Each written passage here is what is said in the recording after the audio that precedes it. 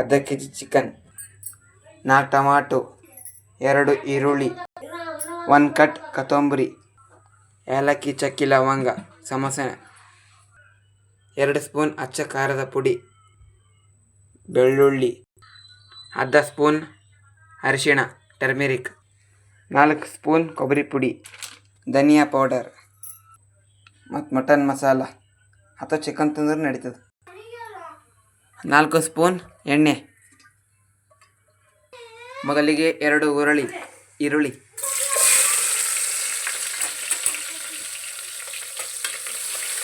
ಅವು ಎಲ್ಲಿ ತನಕ ಕೆಂಪಾಗತ್ತೋ ಅಲ್ಲಿ ತನಕ ಹುರ್ಕೋಬೇಕು. ಅದಿನ ಬ್ರೌನ್ ಆಗತನ ಹುರ್ಕೊಳ್ಬೇಕು. ನಂತರ ಜಜ್ಜಿದ ಬೆಳ್ಳುಳ್ಳಿ, ಉಳ್ಳಾಗಡ್ಡಿ ಕೆಂಪಾದ್ಮೇಲೆ ಹಾಕ್ಕೊಳ್ಬೇಕು. ಹಾಗೆ ಕೈ ಆಡಿಸುತ್ತಿರಬೇಕು 2 ನಿಮಿಷಗಳ ತನಕ. 2 ನಿಮಿಷಗಳ ಆದಮೇಲೆ ನಂತರ ಚಿಕನ್, ಅರ್ಧ ಕೆ ಜಿ ಚಿಕನ್,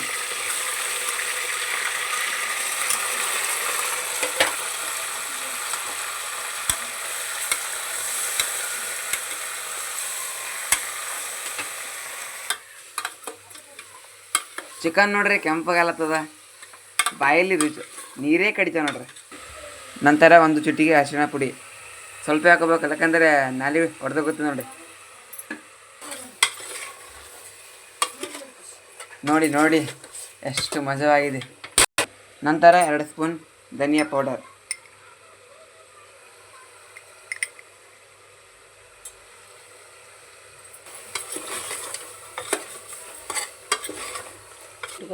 ಗ್ಯಾಸ್ ಸಿಮ್ಮಿನಲ್ಲಿ ಇಟ್ಕೋಬೇಕು.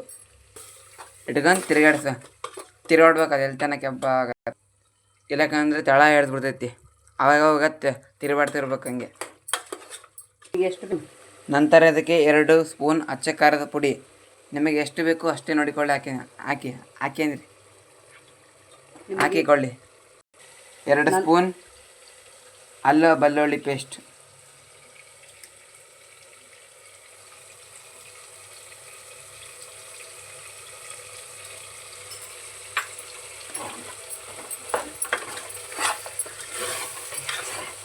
ಇಲ್ಲಂದ್ರೆ ತಳ ಹಿಡಿಯುತ್ತೆ. ಹಾಗೆ ಕೈ ಆಡಿಸ್ತಾ ಇರಬೇಕು, ಎಲ್ಲಕ್ಕಂದ್ರೆ ತಳ ಹಿಡಿಯುತ್ತೆ. ಈಗ 5 ನಿಮಿಷ ಸಿಮ್ಮಿನಲ್ಲಿ ಇಟ್ಟುಕೊಂಡು ಏನನ್ನತ್ತು ಮುಚ್ಚಬೇಕು. ಈಗ ತಟ್ಟೆ ಮುಚ್ಚಿಕೊಂಡು ಅದರ ಮೇಲೆ ಸ್ವಲ್ಪ ನೀರು ಹಾಕೋಣ.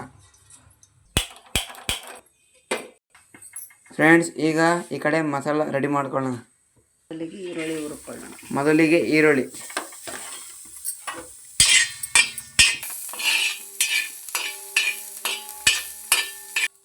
ಇದು ಈಗ ಕೆಂಪಾಗಿದೆ. ಅದರ ಜೊತೆಗೆ ಕೊಬ್ಬರಿ ಪುಡಿ ಹಾಕೋಣ. ಅದನ್ನು ಕೂಡ ಸ್ವಲ್ಪ ಕೆಂಪಾಗಬೇಕು. ಈರುಳ್ಳಿ ಮತ್ತು ಕೊಬ್ಬರಿ ಪುಡಿ ಕೆಂಪಾಗಿದೆ. ಈಗ ಇದನ್ನು ಸೈಡಿಗೆ ಇಟ್ಕೊಳ್ಳೋಣ.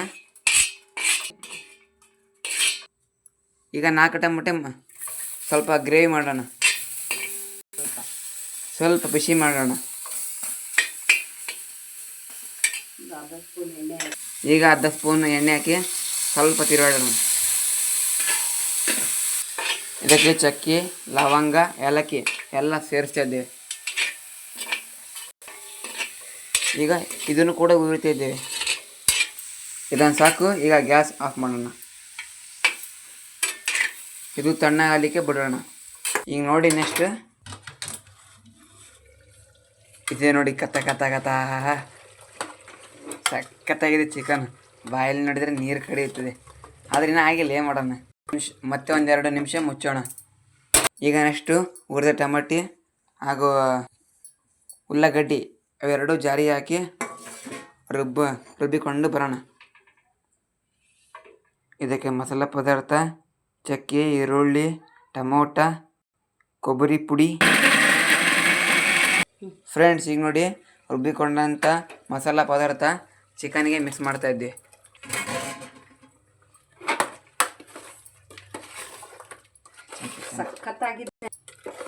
ಸಖತ್ತಾಗಿದೆ ನೋಡಿ ಗ್ರೇವಿ. ಇದನ್ನು 2 ನಿಮಿಷ ಕಾಲ ಕುದಿಲಿಕ್ಕೆ ಬಿಡೋಣ. ಮತ್ತು ಆ ತಟ್ಟೆನ ಮುಚ್ಚಿಬಿಡೋಣ. ಈಗ ನೆಕ್ಸ್ಟ್ ರುಚಿಗೆ ತಕ್ಕಷ್ಟು ಉಪ್ಪು. ಈಗ ಮಟನ್ ಮಸಾಲ ಅಥವಾ ಚಿಕನ್ ಮಸಾಲ ತೊಗೊಂಡ್ರೆ ನಡೀತದೆ. ನಂತರ ಒಂದು ಕಟ್ ಕೊತ್ತಂಬರಿ ಸೊಪ್ಪು. ಕೊತ್ತಂಬರಿ ಸೊಪ್ಪು ಹಾಕಿದ್ರೆ ರುಚಿನೇ ಬೇರೆ ಆಗ್ತದೆ.